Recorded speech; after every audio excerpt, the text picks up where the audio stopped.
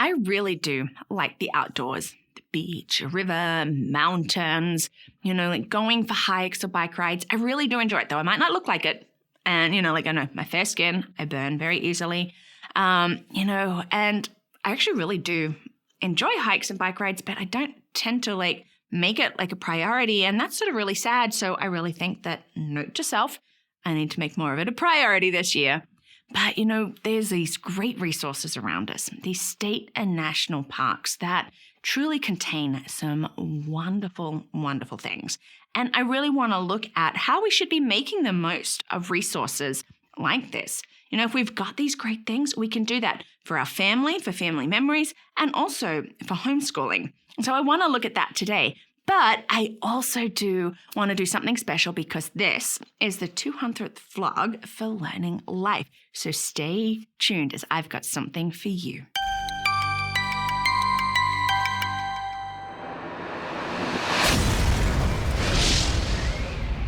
Hi, and welcome to Learning Life, and thank you for joining us, the 200th vlog.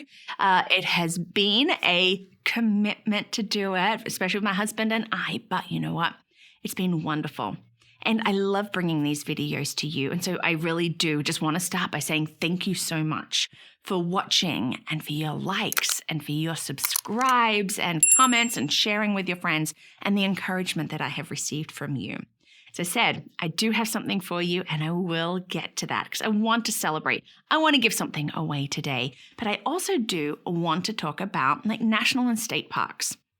They are, I think, an untapped resource. And I realize that how much I have not really tapped them. Well, what's the right? Yeah, you know what I mean. That I want this for my girls as well. We do enjoy getting out and going for hikes and stuff. So we should be making the most of it. 1872 was Yellowstone, okay, the very first national park here in the United States, and it's grown since then. There are now 63 national parks in 27 states. I mean, what a great idea. Let's make this national park and let us grow. Wonderful, wonderful idea. So you think 2023, all these years later, the benefits that we've got out of this one idea, and first of all, Yellowstone, which I need to get to, by the way. And, so it has grown, and we should be going to them. We should be making the most of them. Why visit national or state parks? There really are many wonderful reasons for visiting, for going and seeing them. I think the number one is that they are affordable. So many places that I want to go to with my family, and then you look at they're charging $20 to $30, even per person, it quickly adds up. And I'm not saying that they're not great experiences and they're worth it, but, if we're wanting to be out and about more, with nature and hiking and experiencing, the beauty around us, it adds up quickly. But for state or national parks, generally you pay one fee per car to get in, and that money is actually going towards paying for the park rangers and for upkeep and all of these things. So it's also money well spent because it's giving back into these parks. As I said, there are many of them, 63 in 27 states here in the US. There's about 2,500 state parks as well. And then because I was just curious, I'm like, ooh, what do other countries, about how many do they have? Do they have an importance placed on it? So in South Africa, they have 29 national parks. I've been a few to those. China has 225. Been to a couple of those. Brazil has 69. Need to go. India, 104. Need to go. New Zealand has 14. Been to a couple of those. And Australia, well, nobody could really decide what really the definition of a national park was. So there really is no number. But I will say I've been to some because we do have them there. So this is just really just, it's a wonderful thing that there are so many. And, hey, if you want to get into world schooling, just think of all the national parks around the world that you could go to. Now, they are definitely educational.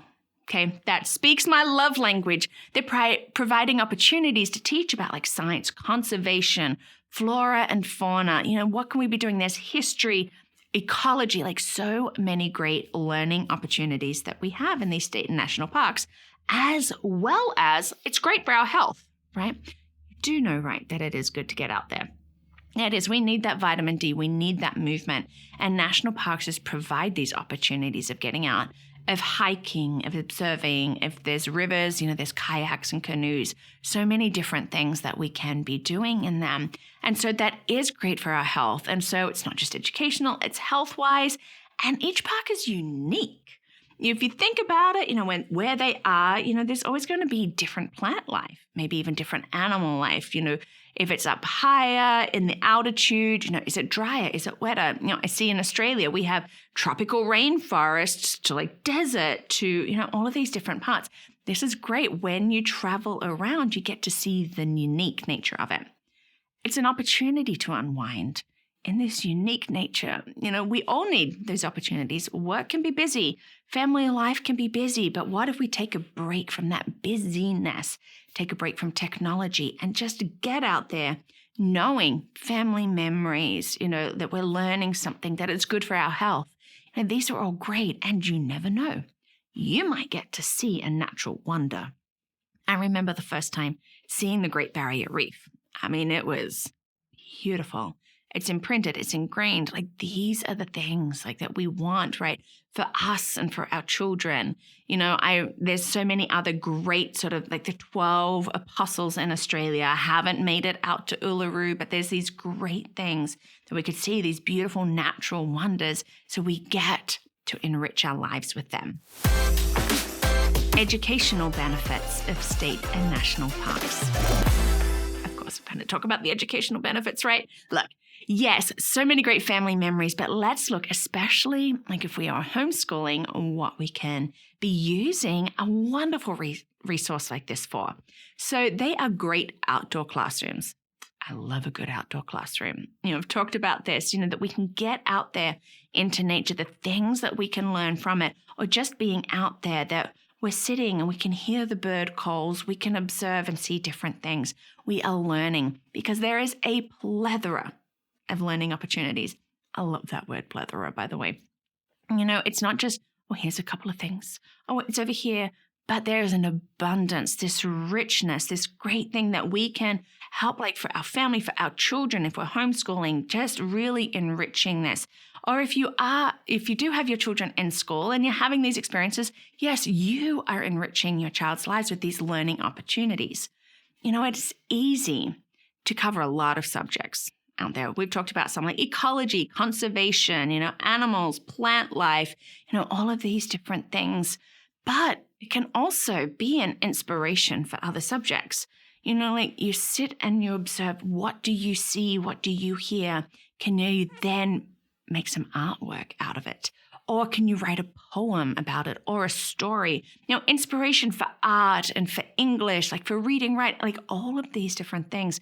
For history, it's not limited to the scientific. And this is what I love, being out there, that it's like, the scope for learning is wonderful, and it provides hands-on experiences. Get out there, smell, touch, taste if you're allowed to, see, do. These outdoor classrooms are providing these hands-on experiences. And, I love that because we lean more to unschooling, to be able to get out there. My girls don't realize that they're learning half the time. They are just experiencing and doing. And that's really what we can give our children. They don't have to know that they are learning, okay? In fact, it's usually better if we're not saying, and today's learning experience is. No, but when we provide these richness of these opportunities, they are going to learn, we're going to learn, and it is really going to be beautiful. 4th grade National Park Pass. Do you have a 4th grader here in the United States? Did you know that if you have a 4th grader, you can get a free National Park Pass for the year? It starts when they begin 4th grade, so September, and it goes through the summer, so through August. This is a wonderful opportunity. And just imagine if you have multiple children, you can hit it up year after year when you've got it. Like, this is great. Like, make the most of it and think, my child is 4th grade. I've got this National Park Pass. Let's get out there and explore. So you can just easily apply for that. You get the pass at everykidoutdoors.gov. And I'll put the link below for you. So if you have a 4th grader, check it out. I know that it's already there in my brain, but this is what I want for our family. And so here we are at this point where, as I said, 200th vlog, we're talking about national parks, and I want to give something away. Well, I want to be able to give away a national parks pass for this next year for one family, a family pass. And so what you need to do right now, well, actually, you've got 2 weeks to do it. We will announce the winner on February 9th, so you need to get it in before then.